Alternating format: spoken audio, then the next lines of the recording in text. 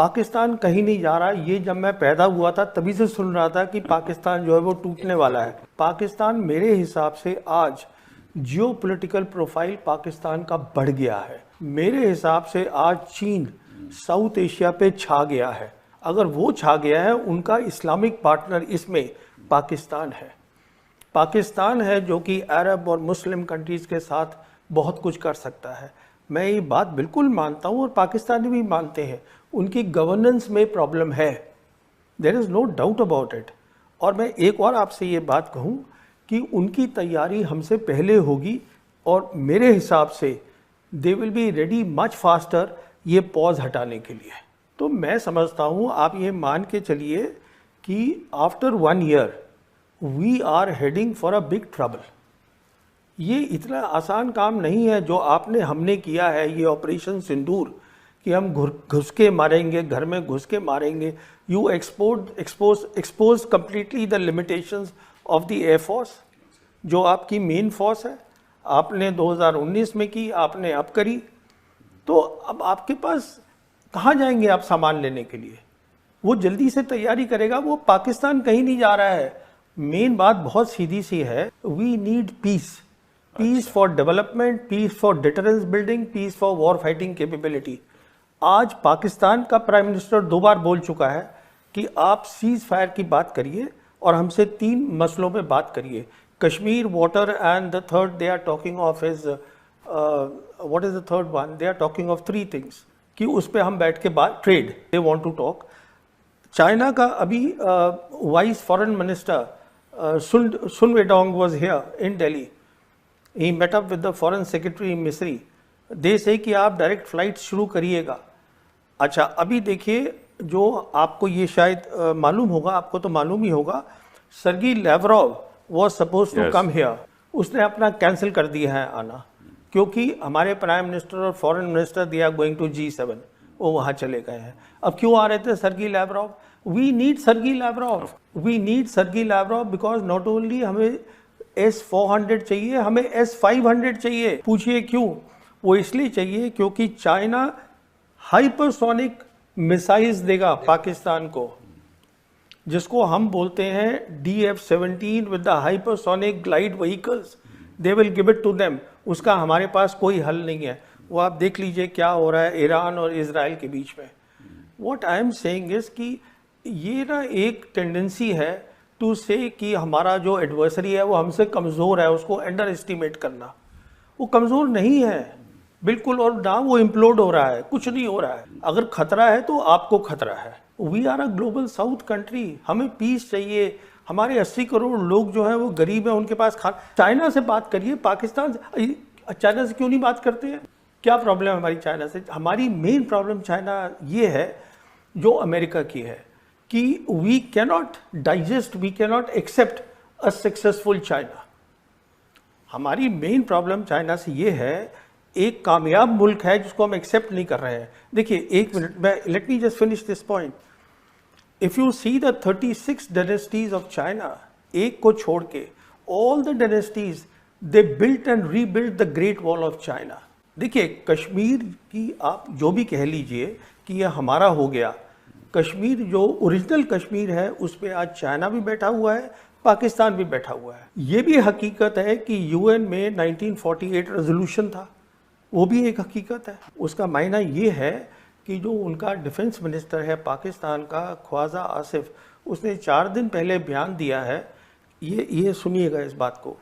4 दिन पहले उसने ये कहा है कि हम लाइन ऑफ कंट्रोल को अब सीज फायर लाइन बोलना चाहते हैं। इसका मैं इम्प्लीकेशन 1 मिनट आपको बताता हूँ। लाइन ऑफ कंट्रोल जब बनी थी शिमला एग्रीमेंट में, इसमें 2 चीज़ें थी। पहली थी दिस वाज बायलैटरल, दूसरी चीज़ इसमें क्या थी वो क्लियरली लिखी हुई है कि neither side will use force to change the line. इसका मतलब ये हुआ कि आप टैक्टिकली उसको हिला सकते थे, जो हम हिलाते रहे हैं। कभी हम उनकी एक पोस्ट ले लेते हैं, हमारी ले लेते हैं। If now they are saying we want to go back to the UN resolution and the ceasefire line, उसका इम्प्लीकेशन सीधा है they are preparing for attack on Kashmir. मैं आपसे पहले भी बात कर चुका हूं, मैं तो ये भी मानने को तैयार नहीं था कि हम ऐसी कुछ हरकत करेंगे ऑपरेशन सिंदूर में कि we will actually cross their airspace. मेरे को तो लग रहा था कि हमारी जो सिक्योरिटी टीम है, टॉप सिक्योरिटी टीम सरकार की, वो सोचे कि इसका इम्प्लीकेशन क्या है। तो मुझे खुद बहुत अजीब सा लगा कि आप ऐसे कैसे काम कर रहे हैं, रियलाइजिंग फुली वेल कि आप जो है you are playing their game. देखिए, ये हुआ क्या है कि जैसे अभी बात हो रही है कि बांग्लादेश हमारे साथ नहीं है, नेपाल हमारे साथ नहीं है, उसका रीज़न ये है कि आज उनके पास ऑप्शन है, दुनिया बदल गई है। We are next to a great part today. Here is the interesting thing, the total trade of last year was $129 billion, bilateral trade of that 113 was their exports, 99 billion is the trade deficit, and we are dependent on them, and we said we don't want to normalize relations with them। ये है, हम normalize नहीं करेंगे। क्यों नहीं करेंगे आप? उसके दो कारण हैं बहुत सीधे से। नंबर वन ये है कि अगर आप नॉर्मलाइज करेंगे तो आपको कोऑपरेशन करनी पड़ेगी। Then because they have deep pockets and they have infrastructure building capabilities, then if you work together for the betterment of the small countries, then they automatically become the leader. Number one. Number two, जो Americans हैं उन्होंने हमें ये झांसा दे रखा है, and it is we are thinking it's a great thing that Indians should be the military bulwark in Indian Ocean region, कि आप फिर से Indian Ocean region में piggybacking on the Americans, you can take on China. You cannot take on any country, you have to take on your own. So my point again is, I just want to come to the big point. The big picture is, please look for peace. Peace is doable. We need a leadership, I believe, in this country, because if there is peace and peace is doable, इसका भी एक जवाब सुनिए। When Musharraf was the ruler of Pakistan, he had a foreign minister called Kasuri. Kasuri wrote a book which is Neither Hawk Nor Dove, and he told me very clearly that when the talks चल रही थी हम दोनों के बीच में, तो हम बंद कर देते थे अपने उसको प्रॉक्सी वॉर को। उसमें चैप्टर में भी लिख दिया उसने। कहने का मतलब ये है, proxy war is a military strategy. ये पॉलिटिकल इसका जवाब नहीं है। It is a military strategy on their part to make sure that you talk on Kashmir. Your strength today is you are sitting at the center of the area where global geopolitics is being played out. What that means is, in very simple terms, that all the three great powers are focused in this area, Asia Pacific. Your second strength is you have a huge market. Everybody wants to come here. So it is not that we don't have strength. We basically have a zero-sum mentality, a colonial mentality. कि मुझे अगर जीतना है तो दूसरे को हार। Counter terrorism strategy नाम की कोई चीज़ नहीं होती मेरी सोच में। सॉरी, मैं बताता हूँ क्यों। 35 साल जब ये प्रॉब्लम शुरू हुई थी, ये प्रॉब्लम क्यों चलती रही है? क्योंकि हमारे पास कभी credible conventional war fighting capabilities थी ही नहीं। मिसाल के तौर पर चीन ईस्ट लद्दाख में बैठा है, हम क्या उसको बाहर फेंक सकते हैं? नहीं फेंक सकते। जब पाकिस्तान को लगता ही नहीं है कि आपके पास लड़ाई की काबिलियत है, तो वो क्या करेगा? और काउंटर टेरर तो आप अपने एरिया में कर रहे हैं ना, यहाँ पे फेंस लगा के आप करते रहिए, 35 साल और करते रहिए। उन्होंने अपना डिफेंस बजट 20% बढ़ा दिया है। चीन उनके साथ है, पाकिस्तान कहीं नहीं जा रहा। ये जब मैं पैदा हुआ था तभी से सुन रहा था कि पाकिस्तान जो है वो टूटने वाला है। पाकिस्तान मेरे हिसाब से आज जियोपॉलिटिकल प्रोफाइल पाकिस्तान का बढ़ गया है। मेरे हिसाब से आज चीन साउथ एशिया पे छा गया है। अगर वो छा गया है, उनका इस्लामिक पार्टनर इसमें पाकिस्तान है। पाकिस्तान है जो कि अरब और मुस्लिम कंट्रीज़ के साथ बहुत कुछ कर सकता है। मैं ये बात बिल्कुल मानता हूँ और पाकिस्तानी भी मानते हैं, उनकी गवर्नेंस में प्रॉब्लम है, there is no doubt about it.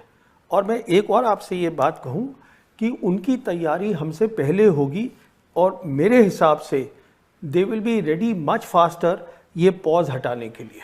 तो मैं समझता हूँ, आप ये मान के चलिए कि after 1 year we are heading for a big trouble. ये इतना आसान काम नहीं है जो आपने हमने किया है, ये ऑपरेशन सिंदूर, कि हम घुस के मारेंगे, घर में घुस के मारेंगे। You expose completely the limitations of the air force, जो आपकी मेन फोर्स है। आपने 2019 में की, आपने अब करी, तो अब आपके पास कहाँ जाएंगे आप सामान लेने के लिए? वो जल्दी से तैयारी करेगा, वो पाकिस्तान कहीं नहीं जा रहा है। मेन बात बहुत सीधी सी है, we need peace, peace for development, peace for deterrence building, peace for war fighting capability. आज पाकिस्तान का प्राइम मिनिस्टर 2 बार बोल चुका है कि आप सीज फायर की बात करिए और हमसे 3 मसलों पे बात करिए, Kashmir, water and the third they are talking of is what is the third one, they are talking of 3 things कि उस पे हम बैठ के बात, trade they want to talk. China का अभी vice foreign minister Sun Weidong was here in Delhi, he met up with the foreign secretary Misri, they से कि आप डायरेक्ट फ्लाइट शुरू करिएगा। अच्छा, अभी देखिए, जो आपको ये शायद मालूम होगा, आपको तो मालूम ही होगा, Sergey Lavrov was suppose to come here, उसने अपना कैंसिल कर दिया है आना, क्योंकि हमारे प्राइम मिनिस्टर और foreign minister they are going to G7, वो वहाँ चले गए हैं। अब क्यों आ रहे थे Sergey Lavrov? We need Sergey Lavrov, we need Sergey Lavrov because not only हमें S-400 चाहिए, हमें S-500 चाहिए। पूछिए क्यों? वो इसलिए चाहिए क्योंकि चाइना हाइपरसोनिक मिसाइल्स देगा पाकिस्तान को, जिसको हम बोलते हैं DF-17 with the hypersonic glide vehicles, they will give it to them. उसका हमारे पास कोई हल नहीं है। वो आप देख लीजिए क्या हो रहा है ईरान और इजराइल के बीच में। What I am saying is कि ये ना एक टेंडेंसी है टू से कि हमारा जो एडवर्सरी है वो हमसे कमज़ोर है, उसको अंडर एस्टिमेट करना। वो कमज़ोर नहीं है बिल्कुल, और ना वो इम्प्लोड हो रहा है, कुछ नहीं हो रहा है। अगर खतरा है तो आपको खतरा है। We are a global south country, हमें पीस चाहिए। हमारे 80 करोड़ लोग जो हैं वो गरीब हैं, उनके पास चाइना से बात करिए, पाकिस्तान से, चाइना से क्यों नहीं बात करते हैं? क्या प्रॉब्लम है हमारी चाइना से? हमारी मेन प्रॉब्लम चाइना ये है जो अमेरिका की है कि we cannot digest, we cannot accept a successful China. हमारी मेन प्रॉब्लम चाइना से ये है, एक कामयाब मुल्क है जिसको हम एक्सेप्ट नहीं कर रहे हैं। देखिए, एक मिनट में, let me just finish this point. If you see the 36 dynasties of China, एक को छोड़ के all the dynasties they built and rebuilt the great wall of China. देखिए, कश्मीर की आप जो भी कह लीजिए कि यह हमारा हो गया, कश्मीर जो ओरिजिनल कश्मीर है उस पर आज चाइना भी बैठा हुआ है, पाकिस्तान भी बैठा हुआ है। ये भी हकीकत है कि यूएन में 1948 रेजोल्यूशन था, वो भी एक हकीकत है। उसका मायना ये है कि जो उनका डिफेंस मिनिस्टर है पाकिस्तान का, ख्वाजा आसिफ, उसने 4 दिन पहले बयान दिया है, ये सुनिएगा इस बात को। 4 दिन पहले उसने ये कहा है कि हम लाइन ऑफ कंट्रोल को अब सीज फायर लाइन बोलना चाहते हैं। इसका मैं इम्प्लीकेशन 1 मिनट आपको बताता हूँ। लाइन ऑफ कंट्रोल जब बनी थी शिमला एग्रीमेंट में, इसमें 2 चीज़ें थी। पहली थी दिस वाज बायलैटरल, दूसरी चीज़ इसमें क्या थी वो क्लियरली लिखी हुई है कि neither side will use force to change the line. इसका मतलब ये हुआ कि आप टैक्टिकली उसको हिला सकते थे, जो हम हिलाते रहे हैं। कभी हम उनकी एक पोस्ट ले लेते हैं, हमारी ले लेते हैं।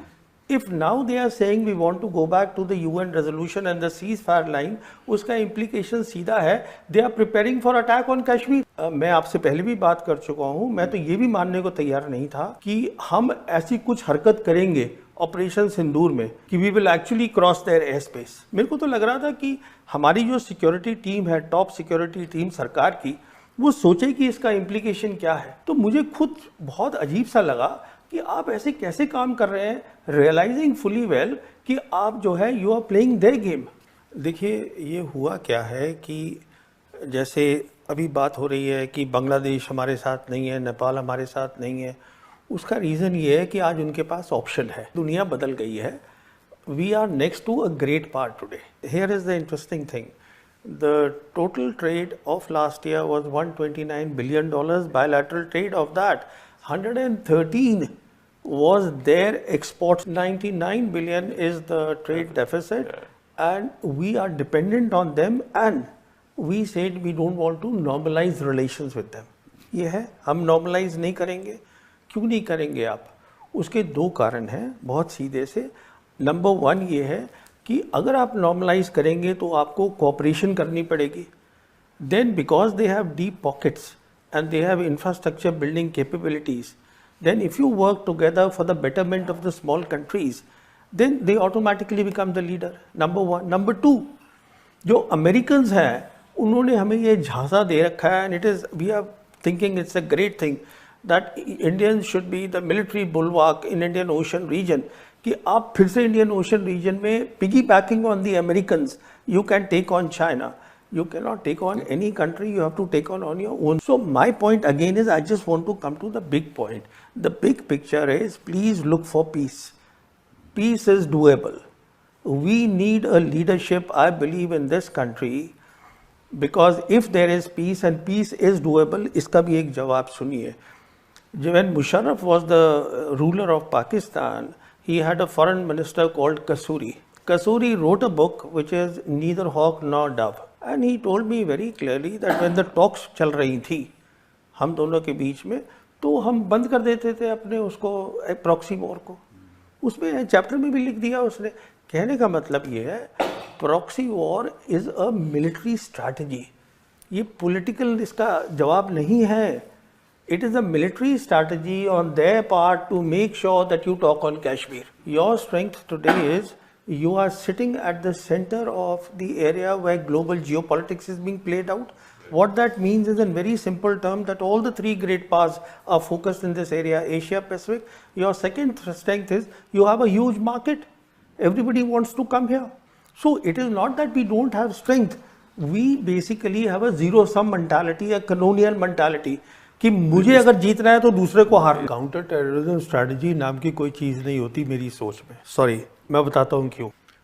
35 साल जब ये प्रॉब्लम शुरू हुई थी, ये प्रॉब्लम क्यों चलती रही है? क्योंकि हमारे पास कभी credible conventional war fighting capabilities थी ही नहीं.